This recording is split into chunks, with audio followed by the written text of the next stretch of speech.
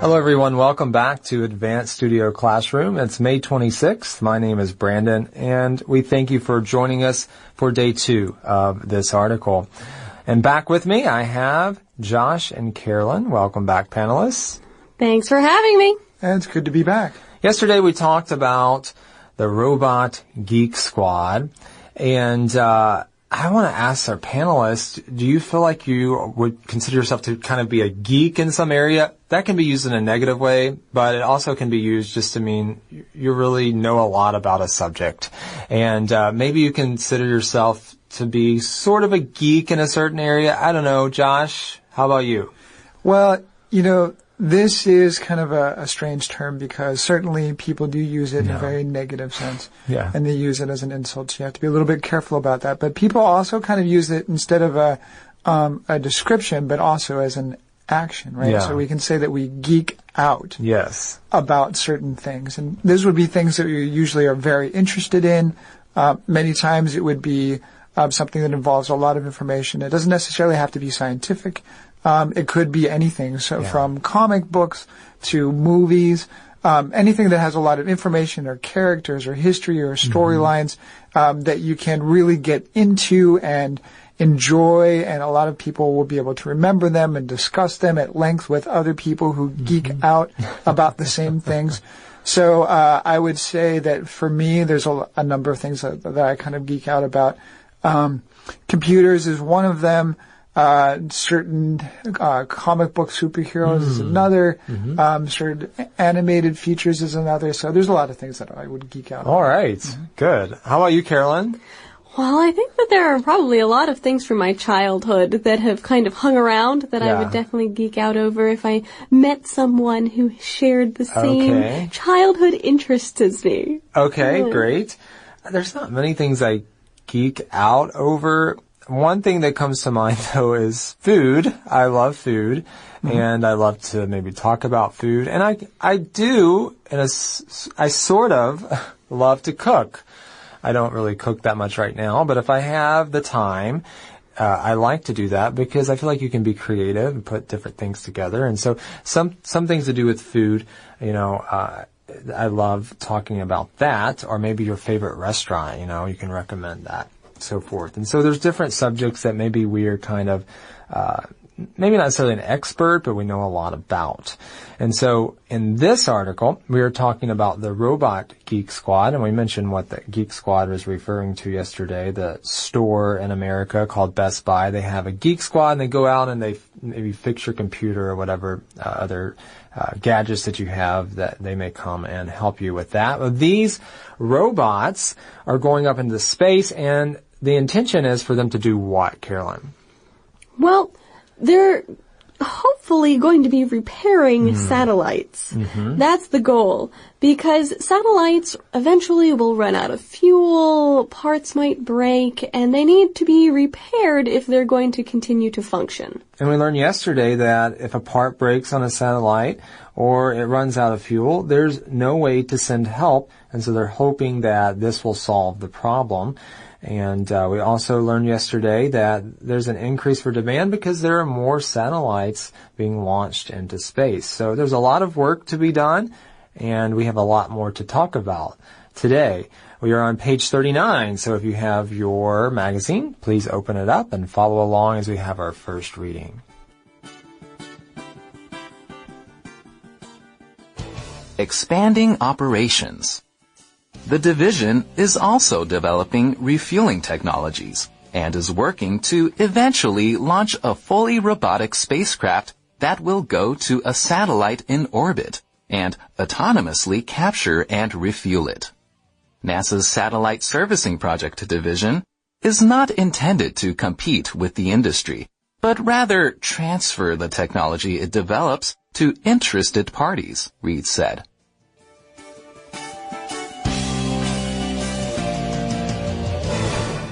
Well, yesterday we ended talking about the Goddard Space Flight Center and its Satellite Servicing Projects division. And here we continue to talk about this division and what they are doing, Carolyn. Right. They're developing refueling technologies and working to eventually launch a fully robotic spacecraft that will go to a satellite and refuel it. All right. And the satellite, of course, is in orbit. And we learned yesterday, we gave that baseball analogy. It has the sensor, the Raven, will sense when the satellite's coming, and the robot needs to be in the right place in order to service the satellites. And so we learn here that this is the idea of this robotic spacecraft being used to service the satellites. Next, it says NASA's Satellite Servicing Project Division is not intended to compete within the industry. And a lot of times, Josh, when we're thinking about especially a commercial industry, there's always competition, right? It seems like when we're talking about space exploration and so forth, there isn't always as much competition and there's more collaboration. That's true. So here it's a little bit interesting because NASA itself is developing this technology, but then they're not going to commercially develop the technology and then sell their services as a government agency to other services. So what they're hoping is that by developing this technology, they can sell it off to other companies who then will be able to commercially use the service to the benefit of anyone who is running a satellite. So what we talked a little bit yesterday towards the beginning of the program is that this idea of having an automated or robotic servicing unit to go up to work with satellites is an idea that's been around for 30 years. But the technology to actually make it viable or worthwhile is just being developed now. There's still, it looks like, a little ways to go. Yeah, not to say there isn't competition, right? But maybe not as much as we're accustomed to seeing in the business world. Well, who is getting in on the action? Let's find out in our next reading.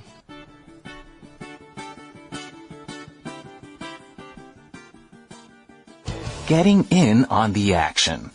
Rocket and satellite maker Orbital ATK Inc. has begun assembling a service spacecraft known as the Mission Extension Vehicle 1. The craft is set for launch this year, with service starting as soon as 2019. Orbital ATK has snagged satellite operator Intelsat as its first customer.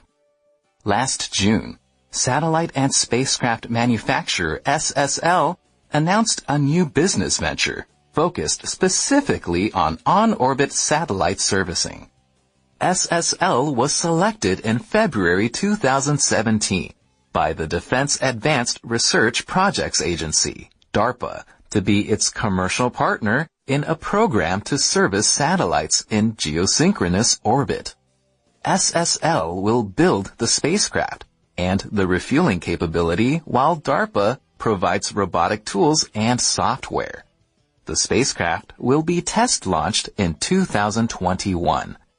SSL has signed its first commercial customer, satellite operator SES. Well, we have been talking about NASA, and we are now moving on to some other people involved. So, rocket and satellite maker Orbital ATK Incorporated has started something. What have they started, Josh? Well, they began assembling or putting together a service spacecraft known as the Mission Extension Vehicle 1. And that craft is set for launch this year with service starting as soon as 2019. All right. And so more people are getting in on the action. By the way, what does that mean if we're saying, Carolyn, we're getting in on something?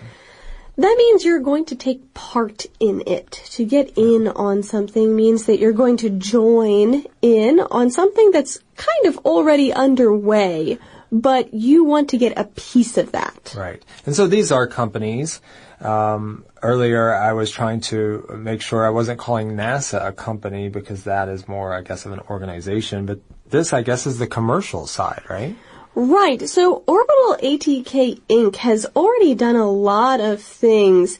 They've actually been one of the cargo resuppliers for the International Space Station for NASA. So they've done a lot of different things with spacecraft and deliveries and that sort of thing. They also do a lot of aerospace things on Earth as well.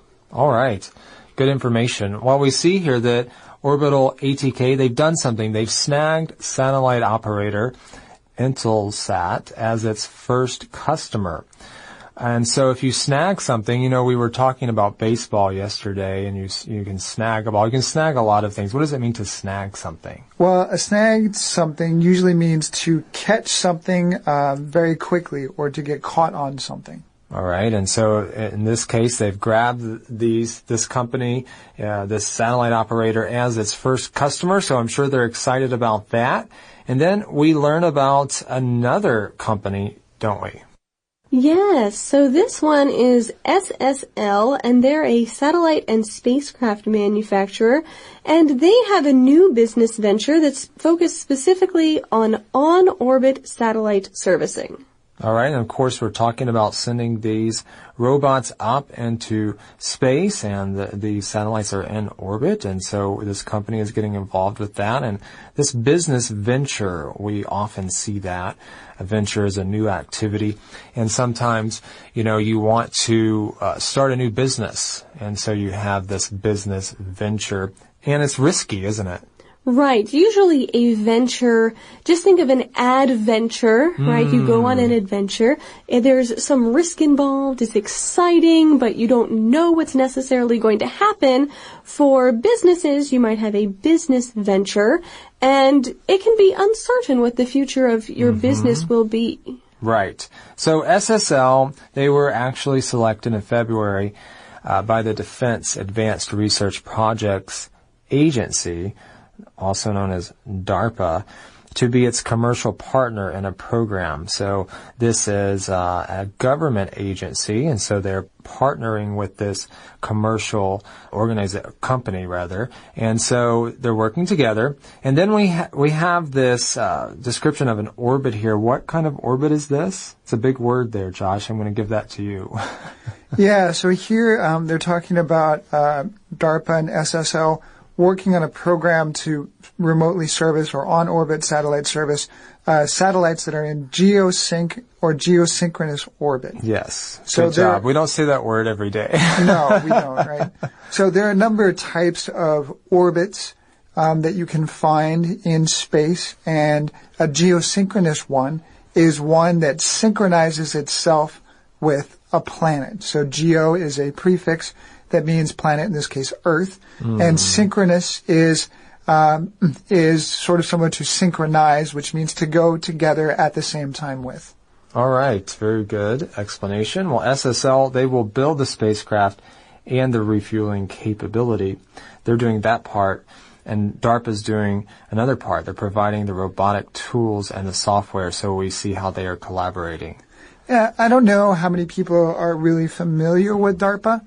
DARPA is a military agency that's been responsible for a lot of technological developments for a long period of time. And DARPA is pretty top secret.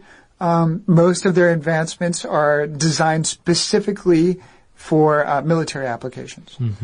But another part of that is that they recognize that a lot of their technological advancements will have civilian or commercial applications, and after a period of time, they will also partner together with other companies in order to bring those technologies into the public sector for civilian use. All right. Well, top secret there. That's really interesting, what the work that they are doing.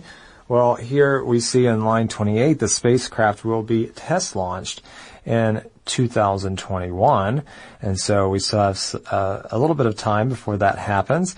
SSL has signed its first commercial customer, satellite operator SES, and so this gives you a little bit of insight into the commercial side of things and the companies involved in that. But we've talked about all of this, and then we ask this question. Maybe we should ask this question at the beginning, but our next question is, do we really need all of this? Maybe there's another way. Don't you just love that? There's always a way to question something, right? Let's find out about this question and how some people are trying to answer it in our last reading. Do we really need this? some analysts question whether this robot geek squad will be needed at all.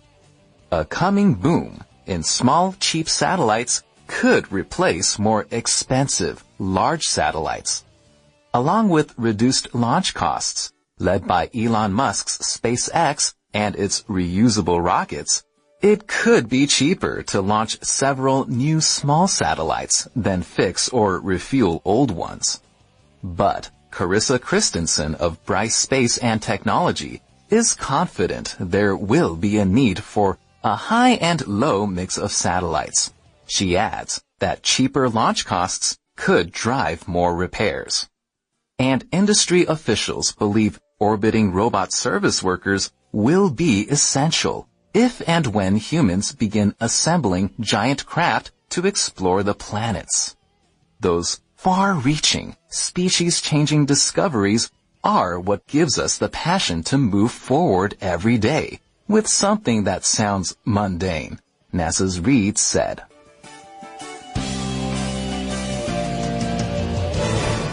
Well, people are questioning all of this. Some analysts are saying this robot geek squad won't be needed at all. And so, Carolyn, we may have to go back to the drawing board. Maybe there's something else. Yeah, maybe the thing that is coming is a boom in small, cheap satellites that could replace these more expensive, large satellites that are currently in orbit. Yeah, and so you wouldn't need this at all. And so I think it would be good, right, to figure this out before you create some expensive technology. If there's another way, it's cheaper, then maybe do that. Sure. As we mentioned, on the first day at the very beginning, hundreds of millions of dollars go into these satellites. Yeah. So they're very, very expensive and they're very large. And so if there's an alternative, like more inexpensive or cheap satellites that are smaller and take up less space, which means you could have more of them up there, then that could be beneficial as well. Right, but it's hard to know. This is all kind of new. And I'm sure these companies and organizations are doing their homework, especially you think of NASA is involved. And so they're probably studying this and seeing if it's worth it, or otherwise maybe they wouldn't get involved, or maybe it's worth it for the short term and so forth, and then there would be something else. Next, we see along with reduced launch costs, it could actually be cheaper to launch several new small satellites. And so instead of going up and fixing the ones that are already there, just they have smaller ones that are cheaper, right? And so that could be another option is what they're saying. And they also talk about Elon Musk. We talk about him often. When we're talking about things in space, his name seems to always come up. Why is that, Josh? Well, the reason why is because Elon Musk has really been sort of a pioneer in the privatization of space exploration and the commercialization of space. So up until now, obviously NASA and the Soviet Union or Russia have been the two large space agencies that throughout time have done a lot of development in space exploration and also in the utilization of space. Other countries, Europe, China, there are many countries out there now have also been large players in this, and they've started working together, such as the International Space Station. But now we are getting more and more into the commercial applications of space. So, for example, Intelsat, we talked about today, there's a lot of satellite providers that provide satellite television. And these are also services that have like a commercial worth, and they're worth investing a lot of money in order to be able to do a lot of sales. But a lot of these national space agencies aren't really designed to bring commercial services. So what they do then is that they help through incentives and also through sharing technology, private interests like Elon Musk and SpaceX, in order to provide these commercialized services, such as cheap and easy way in order to launch things into space. You know, this man, Elon Musk, just amazes me with, I think he has more than 24 hours in a day because he's involved in a lot of things, right? Tesla and SpaceX and all that. I'm sure he must have many people helping him, but we see a lot of creative things coming out of this man and the people working with him. And so we end up talking about him a lot because they're doing new things. And so he shows up here again. Well, next we move on and we talk to or hear from Carissa Christensen of Bryce Space and Technology. And what is she saying, Caroline? Well, she is confident there will be a need for a high and low mix of satellites. So she actually adds that cheaper launch costs with SpaceX or other companies could drive the need for more repairs rather than less. So, again, another opinion, right? And so maybe we do need this. We don't know. It's too early to tell. And there are a lot of different opinions, it looks like. And so they're trying to work all of that out. So maybe they are on the right track after all, according to Carissa Christensen. Well, what about industry officials? What do they believe orbiting robot service workers will do? So industry officials believe that orbiting robot service workers would be essential if and when humans began assembling giant craft to explore the planets. So this is another application that isn't specific to satellites, but that they're saying that there may be a scenario that will arise where this technology that's being developed and used in the commercial application of repairing and refueling satellites in orbits will then be able to be used or applied towards basically space construction. Yeah, now that would be an adventure to go on this kind of exploration, right? We talk about adventures all the time, but usually we're talking about here on planet Earth. Panelists, would you like to travel to the moon? Would you like to travel to another planet if that becomes possible? I think if they work through the technology a little bit more, it would be fantastic to travel to another planet or the moon. But they'll need to make some more advancements before I feel comfortable with that.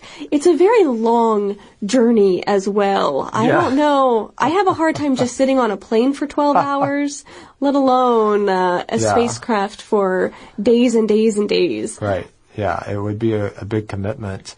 Or we need to wait before it becomes more mainstream, right? We talk about that word a lot, and it's definitely not mainstream. Josh, would you love to go up into space and explore? I would. I think, I've been interested in reading science fiction since I was a young boy, and the opportunity to really, explore sort of what they call the final frontier would be an amazing and unique journey. And I feel that in a lot of ways we're sort of at the cusp or the very beginning of a really big chapter of space exploration, and it would be exciting if I were maybe born 10 years from now, because I would imagine that if things go well, there is a very good likelihood that people will be on their way to other parts of the solar system in person, and that would be just amazing to take a part of. Surely it would. And some people are passionate about this, and here in our last paragraph we learn what gives these people passion. Right. It's those far-reaching, species-changing discoveries. That's what gives them the passion to keep moving forward. All right, so sometimes life can be mundane.